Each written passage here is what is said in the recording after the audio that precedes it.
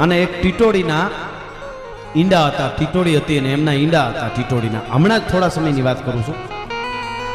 તો હું હાલવા જાઉં, ત્યાંથી નીકળો ને ટીટોડી રાડ્યું મંડે નાખવા અને એકદમ દેકારો કરે. એ તો સ્વભાવ છે અને કરે, કારણ કે એને ત્યાં આપણે ગયા છીએ.